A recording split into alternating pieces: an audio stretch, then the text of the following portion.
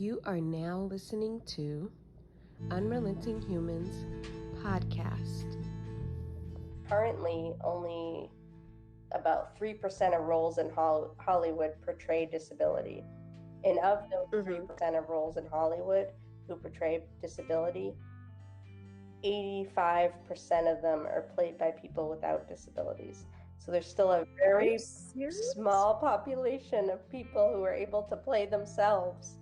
And it's crazy because those narratives end up turning into what the general public assumes is reality because there are so few portrayals. Right.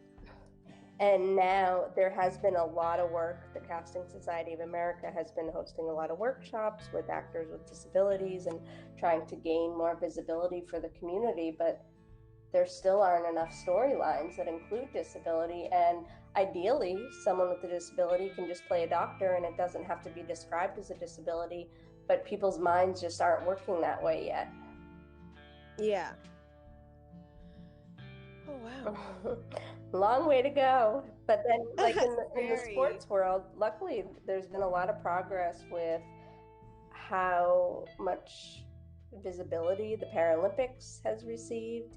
It's also nice to see sometimes you see people with disabilities also included in Olympic considerations, but I think it's just having more of an open communication that has a role to play and can participate, but you have to be held accountable too.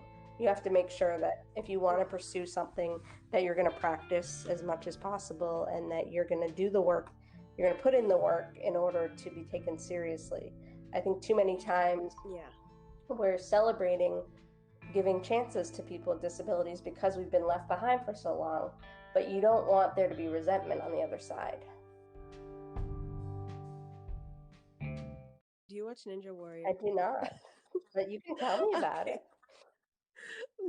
No, there was an athlete on there named Nate, and he does, I don't believe he has dwarfism, but he is a little smaller in stature, but he is killing it. That's awesome. And so and then there's other athletes like in football and stuff like that have disabilities. I've been seeing more recently, just in the past few years, whereas we didn't see people with disabilities in mainstream sports as much, seeing them more included in regular sports is what I like. I just looked up true inclusion. Shaquem Griffin.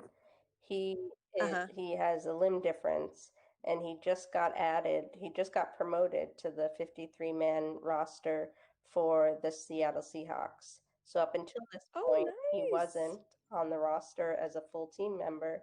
He was still participating, but that is amazing that he can be taken seriously now. Right. Oh, that's dope. So awesome. So how long have you been working in diversity inclusion? I started out in 2014 working at the Actors Union, SAG-AFTRA, in the Diversity and Inclusion Department, and I was advocating on behalf of actors from all different demographics. There were committees for each of the demographics. I kind of attached myself the most to the Performers with Disabilities Committee, knowing that they had a lot of work to do.